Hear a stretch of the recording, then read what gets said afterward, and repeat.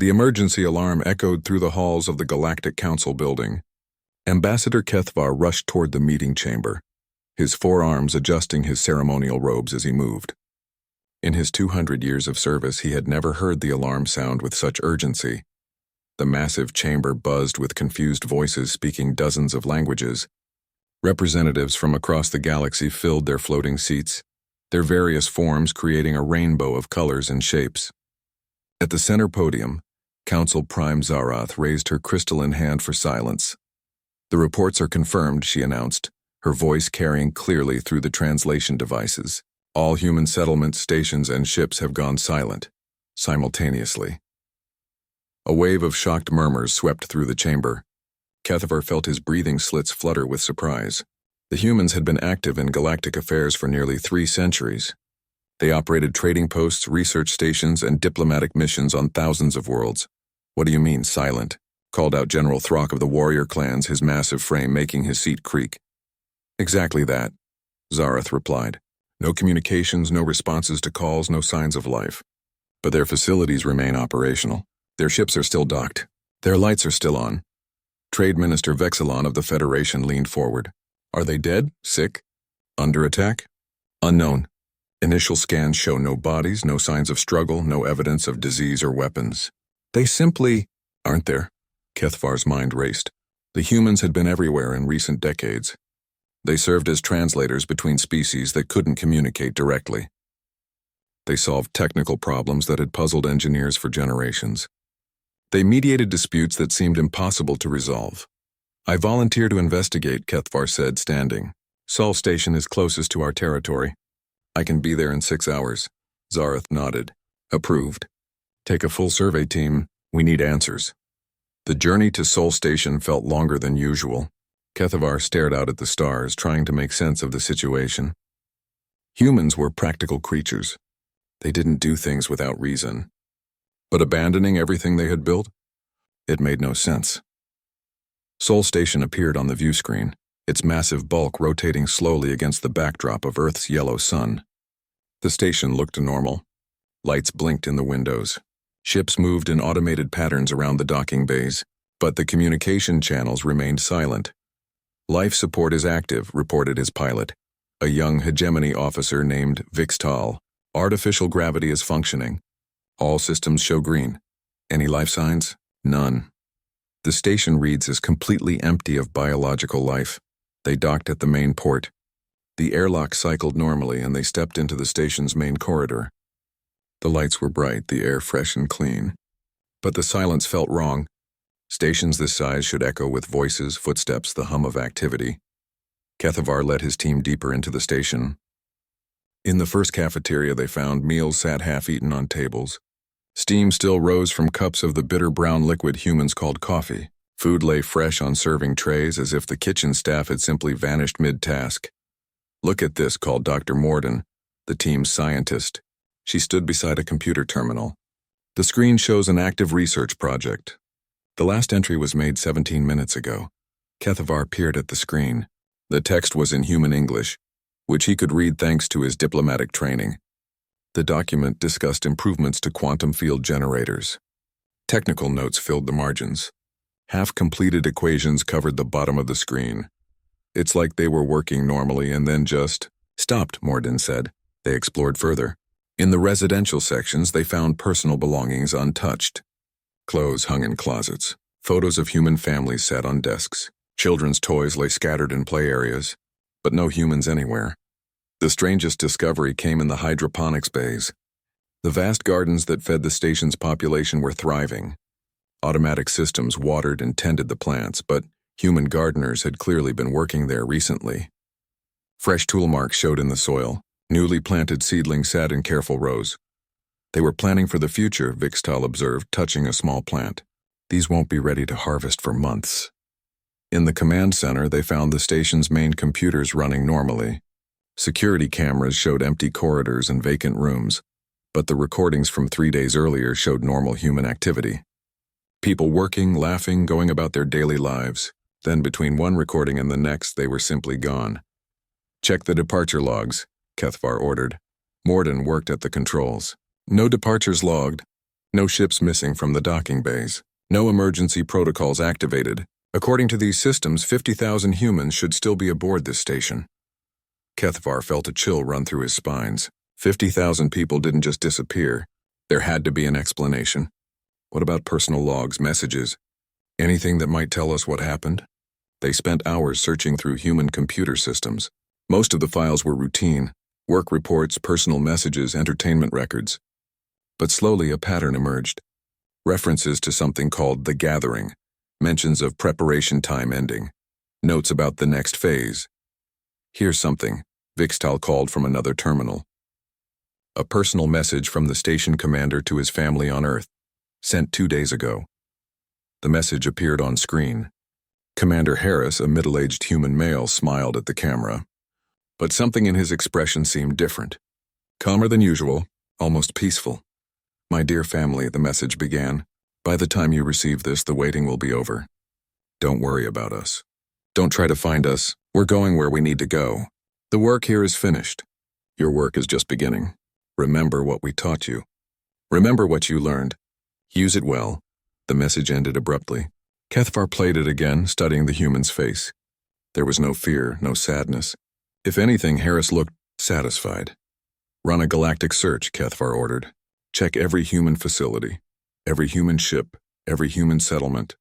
I want to know if this message pattern repeats." The results came back within hours. The same thing had happened everywhere. Humans had simply vanished from every location simultaneously, leaving behind the same kind of peaceful, cryptic messages. No demands, no threats, no explanation of where they had gone or why.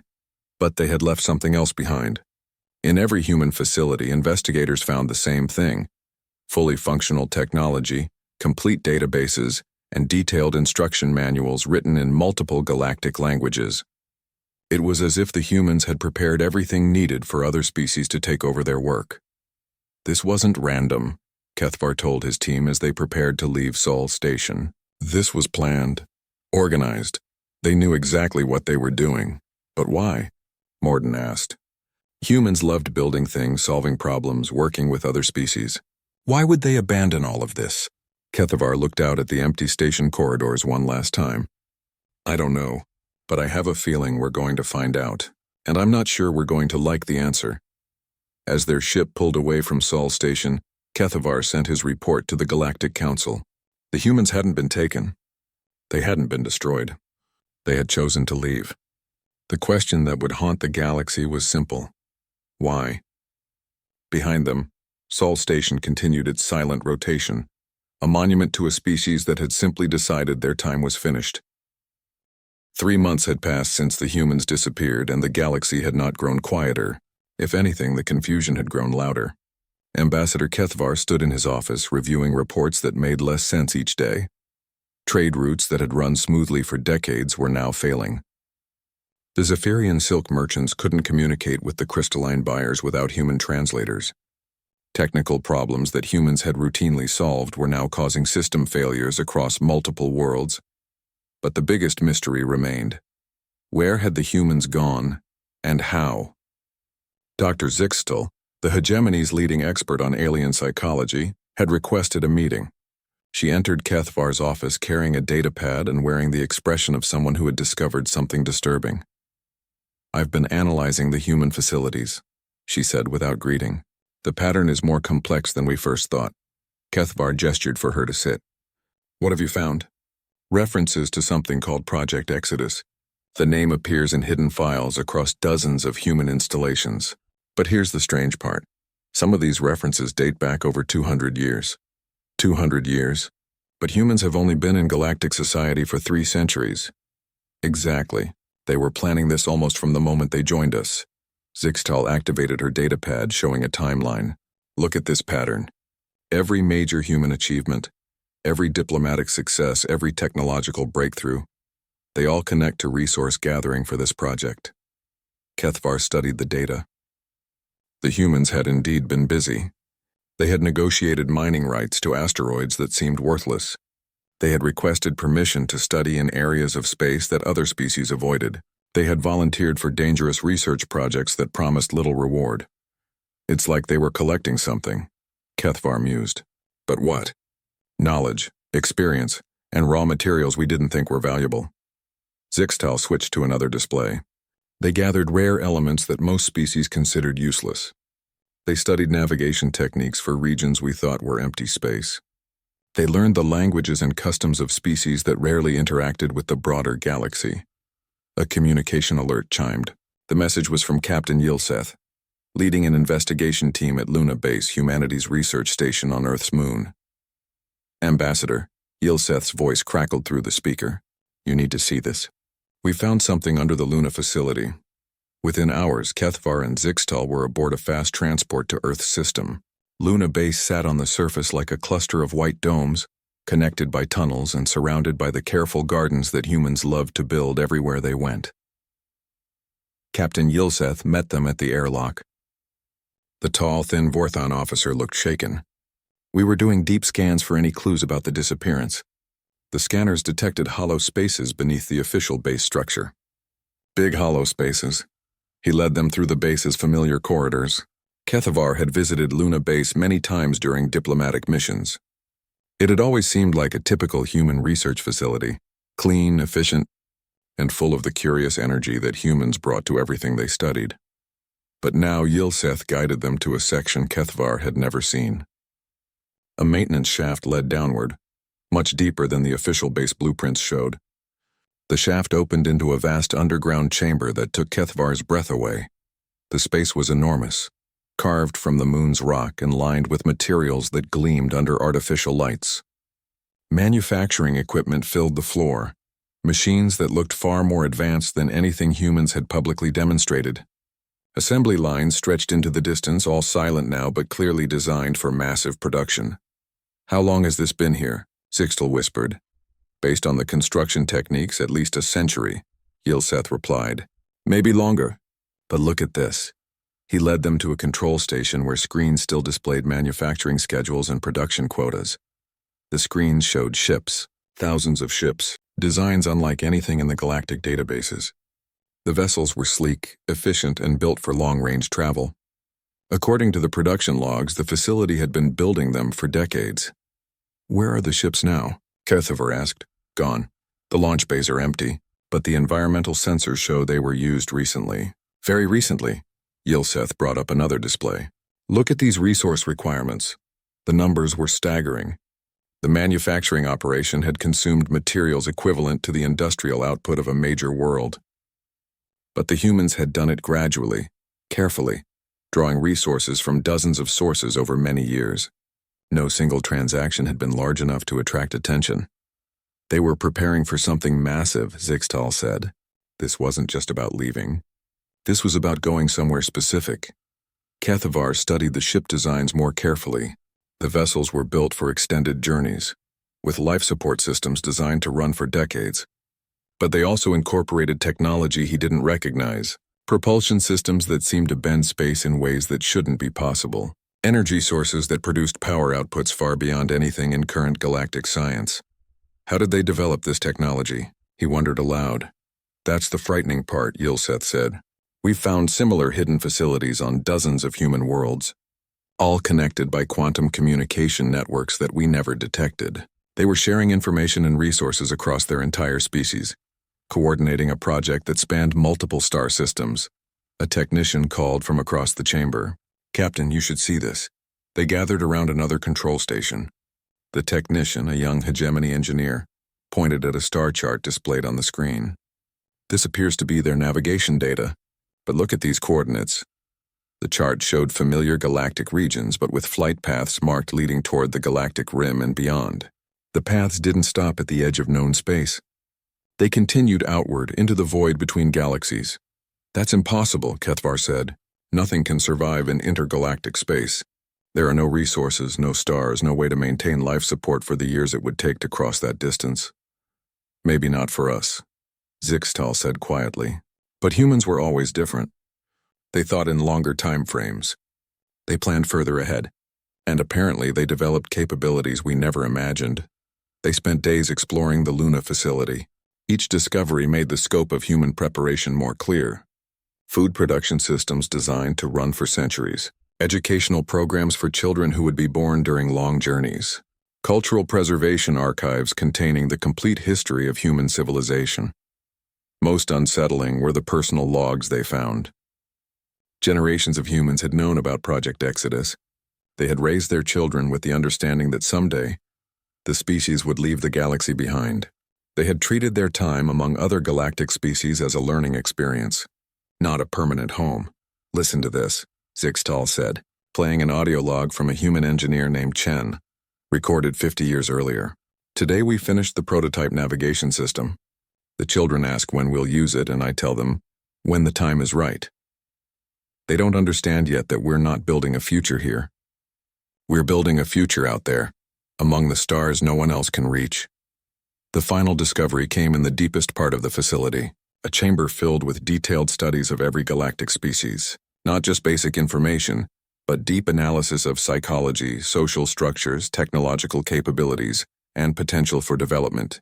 The humans had been watching, learning, and documenting everything. We weren't their allies, Kethvar realized. We were their research subjects. "Not subjects," Zixtal corrected, reading through the files. "Look at these notes. They genuinely cared about our progress. They wanted us to succeed. But they also believed we needed to succeed on our own." A report dated just weeks before the disappearance caught Kethvar's attention. It analyzed the current state of galactic civilization and concluded that most species had reached a point where human assistance was becoming a hindrance rather than a help. "We have become a crutch," the report stated. "Our presence prevents others from developing their own solutions. Our mediation stops them from learning to communicate directly. Our technology makes them dependent rather than innovative. The time has come to step back and let them grow." As they prepared to leave Luna Base, Kethvar felt a strange mixture of admiration and betrayal. The humans had helped galactic civilization advance by centuries, but they had done it while planning their own departure from the beginning. "The question now," he told Zixtal as their ship lifted off from the lunar surface, "is whether we can survive without them." Below them, Earth turned slowly in space, its blue oceans and green continents beautiful but empty of the species that had called it home. The humans were gone, but their legacy remained in every alliance they had forged, every problem they had solved, and every lesson they had taught. The galaxy would have to learn whether those lessons had been enough. The war room in the Galactic Council building had never seen so much activity. Representatives from every major species crowded around the central display, watching as Captain Mordeth of the warrior clans presented his findings. "The trail is clear," the massive warrior announced, his scarred face grim. "The humans didn't just disappear. They left a path we can follow." Ambassador Kethvar leaned forward. 6 months of investigation had revealed the scope of human preparation, but not their destination. "What kind of trail?" "Exotic particle signatures," Mordeth replied. "Our best tracking technology can detect the residue from their propulsion systems. The signatures are unlike anything in our databases, but they're consistent across multiple departure points." The display showed a 3-dimensional map of the galaxy, with bright lines extending from former human settlements. All the lines pointed in the same direction, toward the galactic rim and beyond. "How is that possible?" asked Trade Minister Vexlon. "Our fastest ships can barely reach the galactic edge. Crossing into intergalactic space would take thousands of years." "Not with conventional technology," Dr. Zixtal interjected. "But the humans weren't using conventional technology. The particle signatures suggest they developed faster-than-light travel methods that make our current systems look primitive." Council Prime Zarath studied the display with her crystalline eyes. "How long had they possessed this technology?" "That's the disturbing part," Mordeth continued. "We found similar particle traces and archived sensor data going back over a century. The humans have been testing these propulsion systems for generations, always in remote areas where we wouldn't notice." Kethvar felt a chill run through his spines. The humans had been so far ahead of galactic science that their true capabilities had been completely hidden. "What else have they been hiding?" The answer came from an unexpected source. Agent Victar of the Intelligence Consortium stepped forward, carrying a data crystal that gleamed with security seals. "We've been analyzing human communication networks," Victar announced, "the encrypted channels they used for coordination. We finally broke their codes last week." The crystal activated, filling the room with holographic displays of human message traffic spanning centuries. The scale was breathtaking. Millions of messages between human settlements across the galaxy, all coordinated through a single vast network. They were never separate colonies, Viktar explained. Every human settlement, every trading post, every diplomatic mission was part of one enormous organization. They shared information constantly, coordinated their activities, and worked toward a single goal.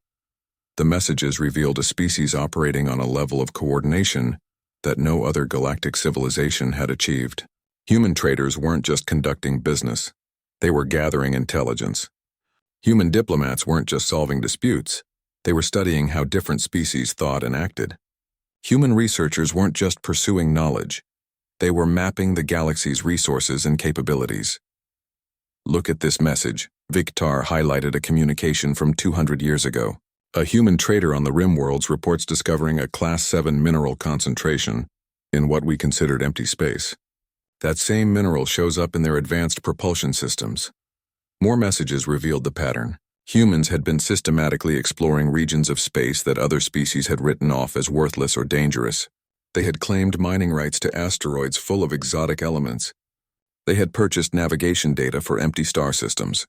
They had volunteered for research missions in areas plagued by spatial anomalies. They weren't random explorations, Kethavar realized. They were building a map of resources and safe passages leading out of the galaxy. Exactly, Viktar confirmed. And they were incredibly patient about it. Look at this conversation between human leaders from 150 years ago. The message appeared in the center of the room. Two humans, identified as Admiral Santos and Director Kim, discuss their species' progress. The hegemony is starting to rely too heavily on our mediation services, Santos wrote. We need to gradually reduce our involvement so they learn to solve problems themselves. Agreed, Kim replied. The warrior clans are making good progress on their own. Another generation, and they won't need our conflict resolution protocols. The Trade Federation is more concerning. They're becoming dependent on our logistics algorithms. Then we slow down the algorithm improvements. Force them to develop their own solutions. We can't leave until they're truly self-sufficient. The conversation continued with discussions of graduation criteria for different species and intervention, reduction schedules designed to gradually make the galaxy independent of human assistance. Dr. Zixtal spoke into the stunned silence. They were managing our development, all of it. They decided when we were ready for new technologies, when we needed help with disputes, when we should be pushed to solve problems ourselves. The implications were staggering. Every major advancement in galactic civilization over the past 3 centuries had been influenced by human guidance. The peace treaties that ended the sector wars, the trade agreements that created prosperity across dozens of worlds, the technological innovations that improved life for billions of beings. All of it had been carefully orchestrated by a species that was planning to leave from the very beginning. Why? General Throck's voice rumbled with confusion and anger. Why help us at all if they were just going to abandon us? The answer came from another message, this one sent just days before the disappearance. It was addressed to all human settlements and signed by someone identified only as the Council of Departure. Fellow humans, the message began.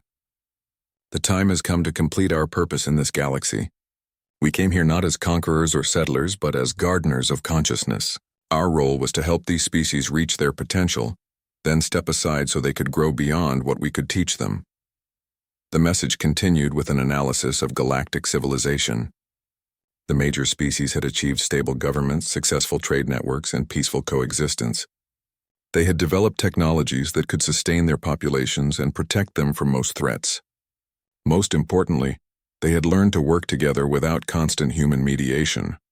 The hegemony now solves complex diplomatic problems using principles we taught them, but applying them in ways we never imagined. The warrior clans have channeled their aggressive nature into productive competition and mutual defense. The Trade Federation has created economic models that benefit all participants rather than just the strongest. The message listed achievement after achievement, showing how each galactic species had surpassed their original limitations, but it also included a warning. Our continued presence would prevent further growth. They have learned to rely on us for solutions rather than developing their own innovations. They look to us for leadership rather than taking responsibility for their own destiny. To truly honor what they have accomplished, We must trust them to continue without us.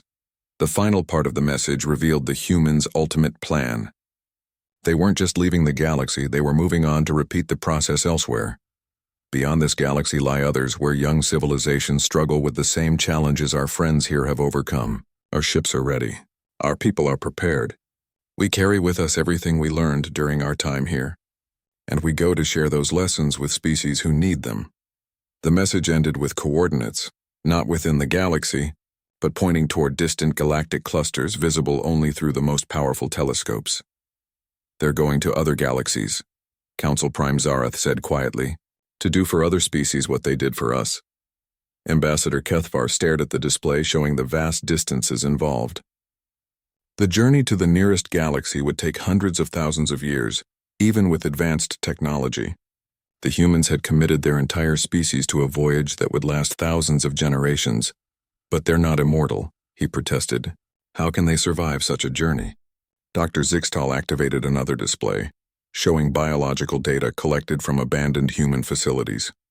They may not be immortal, but they've extended their lifespans considerably. The medical technology they left behind shows treatments that could extend human life to several thousand years. Combined with generation ships and careful population management, they could maintain their civilization for the entire journey. Victar finished. The room fell silent as the full scope of human planning became clear. They had spent centuries preparing not just to leave, but to carry their culture and knowledge across the void between galaxies. They had turned their entire species into a mobile civilization, dedicated to helping others develop and grow. What do we do now? Trade Minister Vexlon asked. Captain Mordeth straightened to his full impressive height. We prove they were right to trust us. We show that we can continue to grow and prosper without them. And we remember, added Council Prime Zarath. We remember what they taught us, and we honor it by becoming the best versions of ourselves. As the meeting dispersed, Kethvar remained in the war room, staring at the star charts showing the path the humans had taken. Somewhere in the darkness between galaxies, an entire species traveled toward an unimaginable future. The first sign of real trouble came from the Outer Rim defense grid. Ambassador Kethvar stood in the Galactic Council's Emergency Command Center, watching displays that showed defense systems failing across multiple sectors. The grid had protected the galaxy's edge for over 1,000 years, keeping out the dangerous things that lurked in deep space. Now, section by section, it was going dark. How long until complete failure? Council Prime Zarath asked the technician managing the displays. At this rate, maybe 6 months, the young hegemony officer replied, his voice tight with worry. We've sent repair teams, but they can't figure out what's wrong. The technology is too advanced for us to understand. Kethvar felt ice in his veins. 6 months after the humans left, and their absence was becoming a crisis. Who built the original defense grid? The historical records credit the Hegemony Engineering Corps, replied Dr. Zixtal. But now we're finding evidence that humans designed and maintained most of the actual systems. The massive display shifted to show technical specifications. The defense grid used quantum field generators to create barriers that could stop almost anything. The energy requirements were enormous, and the coordination needed to maintain the fields across dozens of star systems was incredibly complex. Look at these maintenance logs, Zixtal continued. They show routine upgrades and adjustments going back centuries. All signed off by hegemony engineers, but the actual work was done by human technical teams. Trade Minister Vexilon leaned forward. Are you saying the humans have been secretly maintaining our defenses this entire time? Not just maintaining, improving them. The current grid is far more powerful than the original hegemony design. The humans upgraded it continuously, always making it look like our own technology. General Throck's massive fist slammed onto the table. Why didn't they tell us? Why hide it? For the same reason they hid everything else, Kethvar said grimly. They wanted us to believe we were capable of protecting ourselves. The implications were terrifying. The defense grid didn't just protect against space debris and radiation. It kept out the void seekers, ancient mechanical intelligences that emerged from deep space every 1,000 years to harvest biological civilizations. The last emergence had been 800 years ago, stopped by the defense grid before most species even knew they were under threat. When are the void seekers due to return? Kethvar asked. Dr. Zixtal consulted her historical database. Her crystalline face went pale. According to the pattern, sometime in the next 50 years. The command center fell silent except for the soft humming of computers and the distant sound of repair crews working on the failing systems. Without the defense grid, the galaxy would be completely vulnerable to the next Void Seeker emergence. But the defense grid wasn't the only system failing. Over the following weeks, problems cascaded across galactic civilization. The quantum communication relays that enabled instant communication between star systems began experiencing delays and disconnections. Trade routes that had operated smoothly for decades started suffering from navigation errors and coordination failures. "It's the algorithms," Vexilon reported during an emergency council session. "The predictive systems we use for trade routing, resource allocation, and logistics coordination. They're all degrading without constant updates." "What kind of updates?" Sarath asked. "The kind the humans provided every month for the past 2 centuries. We thought our own programmers were maintaining the systems. But it turns out they were just implementing improvements that humans designed." Captain Mordeth brought even worse news from the warrior clan's territory. "The peace treaties between the clans and the hegemony are breaking down. Without human mediators, old disputes are flaring up again." The situation deteriorated rapidly. The stellar hegemony accused the Trade Federation of manipulating shipping routes to favor Federation worlds. The Federation claimed the hegemony was using diplomatic pressure to secure unfair trade advantages. Both sides demanded that the warrior clans choose sides in the growing dispute. "The humans didn't just mediate our conflicts," General Throck admitted during a private meeting with Kethvar. "They designed the frameworks we use to resolve them. Without those frameworks, we're falling back on old patterns of behavior. Those old patterns included territoriality, resource hoarding, and the kind of tribal thinking that had nearly destroyed galactic civilization before the humans arrived. Species that had worked together for centuries began viewing each other with suspicion. Trade agreements collapsed. Scientific collaborations ended. Diplomatic missions were recalled. The crisis deepened when long-range sensors detected movement in the deep galaxy. Something was stirring in the regions beyond the defense grid, responding to the failing barrier systems. "Void Seeker scout units," Captain Yilseth reported to the emergency council session. 3 of them moving toward the outer rim. They're testing the grid's weak points. The mechanical intelligences were ancient beyond imagination, built by a long-dead civilization to harvest the resources of younger species. They had no interest in communication or negotiation. They simply appeared, harvested everything biological they could find, and disappeared back into deep space for another 1,000 years. "How long until they arrive?" Sarath asked. "Based on their current speed, 18 months. Maybe less if they detect how weak our defenses have become." Panic spread through the galaxy as news of the approaching threat became public. Some species began preparing to flee their homeworlds. Others stockpiled resources for long sieges. The unity that had characterized galactic civilization for centuries crumbled as each species focused on its own survival. The Trade Federation was the first to formally dissolve, with member species withdrawing to protect their own territories. The mutual defense treaties that had prevented wars for generations were abandoned as each government focused on internal security. Even the Galactic Council itself began to fragment as representatives prioritized their own peoples over collective action. "We're seeing the collapse of 300 years of progress," Dr. Zixtel reported during what might have been the last full council session. "Species are reverting to pre-contact behaviors. Isolationism, militarization, resource competition."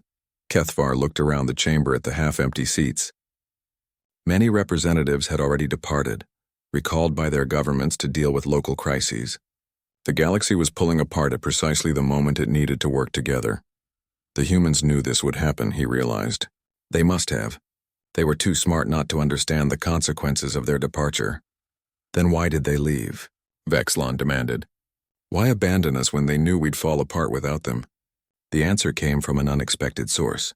In the abandoned human facilities on Luna Base, a delayed message system activated for the first time since the departure.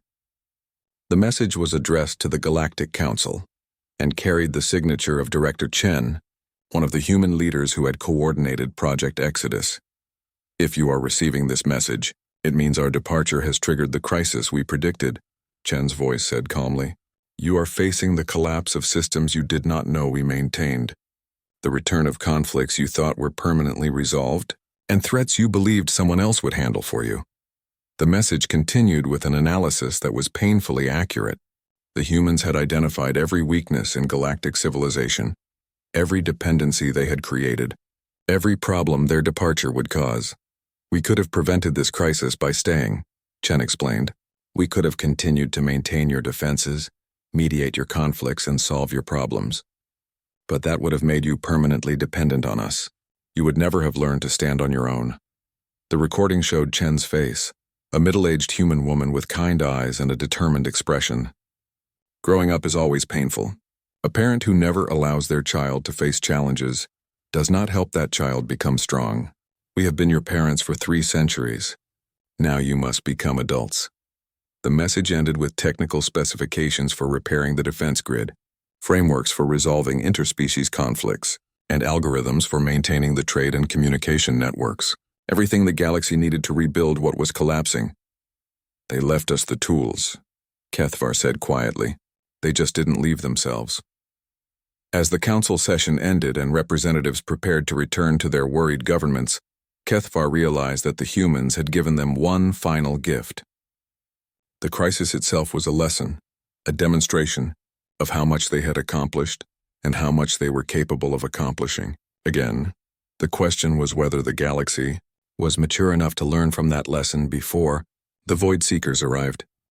2 years after the humans departed, Ambassador Kethvar stood on the observation deck of the rebuilt Galactic Defense Station, watching the stars with a mixture of pride and melancholy. The galaxy had changed in ways no one could have predicted. The crisis that followed humanity's departure had indeed brought the worst out of many species initially.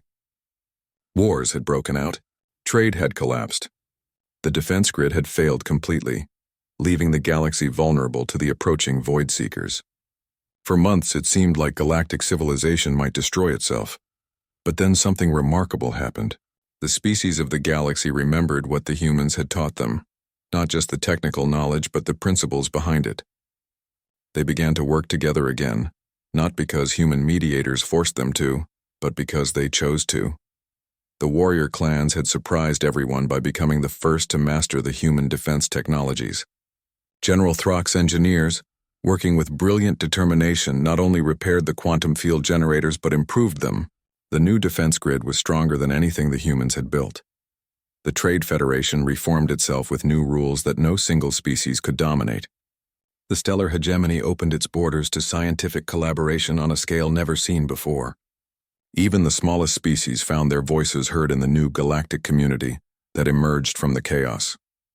"Contact incoming," announced the station's communication officer, a young Vorthon named Siltara. "Unknown vessel approaching from the galactic rim." Kethvar turned from the stars to the main display. The approaching ship was unlike anything in the galactic databases, sleek, efficient, and bearing design elements that were hauntingly familiar. "It's human," he breathed. The ship was small compared to the massive vessels humanity had used for their exodus.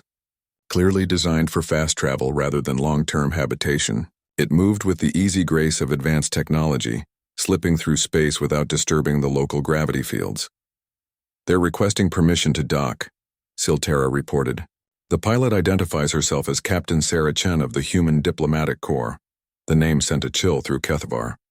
Sarah Chen had been listed among the dead in a mining accident 30 years ago, but the face that appeared on the communication screen was unmistakably her, unchanged by the decades that should have passed. "Permission granted," Kethvar said. "I'll meet her personally." Within an hour, he stood in the station's main docking bay as the human ship settled onto its landing pad. The airlock cycled, and Sarah Chen stepped out looking exactly as she had 3 decades earlier. She wore the simple dark uniform that human diplomats had favored, and her expression carried the same calm confidence that had characterized her species. "Ambassador Kethvar," she said with a slight smile. "Thank you for agreeing to meet with me.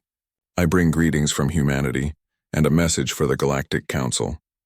They walked through corridors filled with the busy activity of the rebuilt station.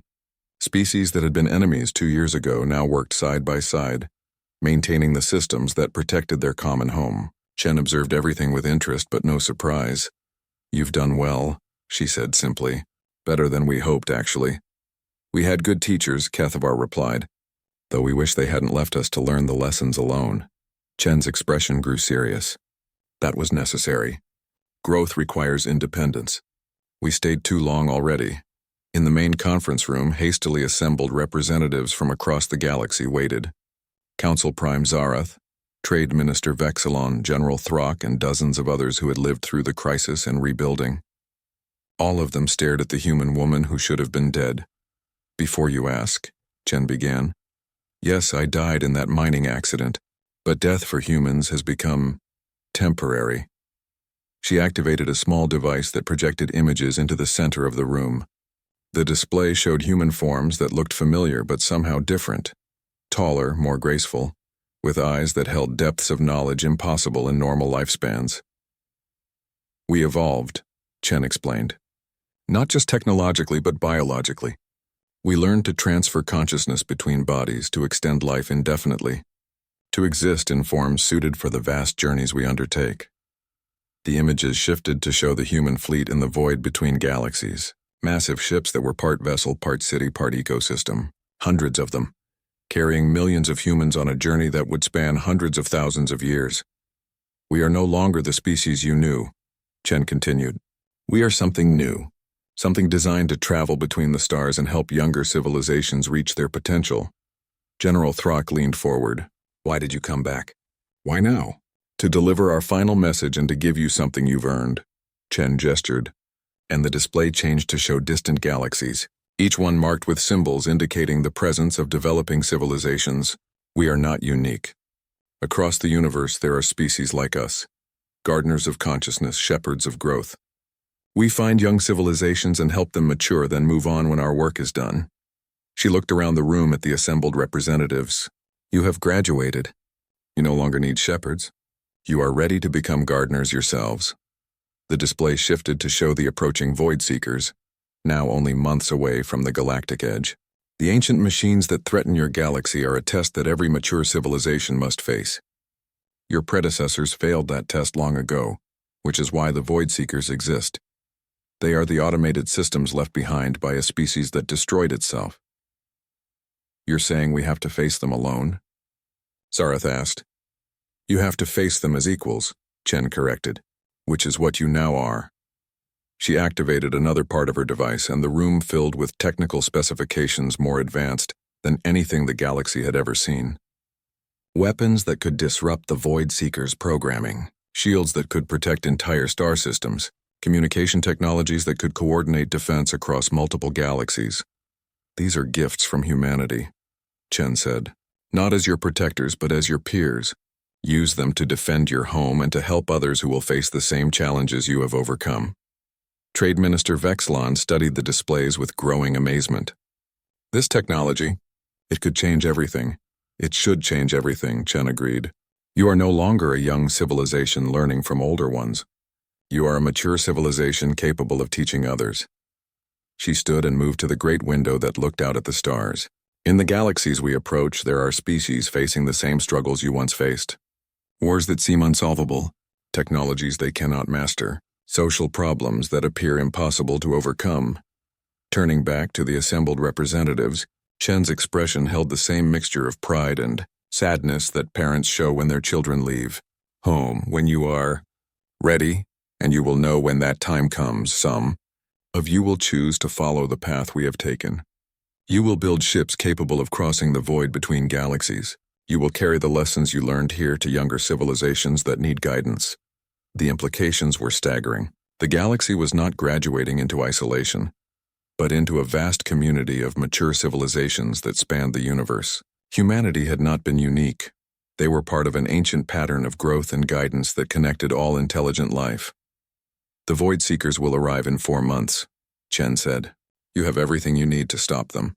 After that, your real journey begins. She moved toward the door, but Kethavar called after her. Will we see humans again? Chen paused and smiled. When you reach the next galaxy, the one we are approaching now, we will be there to welcome you as equals. But that journey is yours to make when you choose to make it. As she left, Chen's ship lifted silently from the docking bay and accelerated toward the galactic rim with impossible speed. Within minutes, it was gone. leaving behind only the technologies that would transform galactic civilization. 3 months later, when the Void Seekers emerged from deep space in their ancient mechanical glory, they found a galaxy ready for them. The species that had once cowered behind human-maintained defenses now stood together with weapons and shields of their own design. The battle was fierce, but brief. The Void Seekers, designed to harvest helpless civilizations, were not prepared for organized resistance from multiple species working in perfect coordination. Their ancient programming, unchanged for millions of years, could not adapt to enemies who fought with both advanced technology and hard-won wisdom. As the last Void Seeker ship was disabled and its crew of ancient machines finally put to rest, the galaxy celebrated not just victory but graduation. They had faced their greatest test and proved themselves worthy of the vast universe that awaited them. Ambassador Kethvar stood again on the observation deck, but now he looked not at the familiar stars of his own galaxy, but toward the distant light of other galaxies where new challenges and new students waited. The humans had given them their greatest gift, not protection or technology, but the knowledge that they were capable of protecting and teaching others. Someday when they were ready, the galaxy would carry that gift to the stars.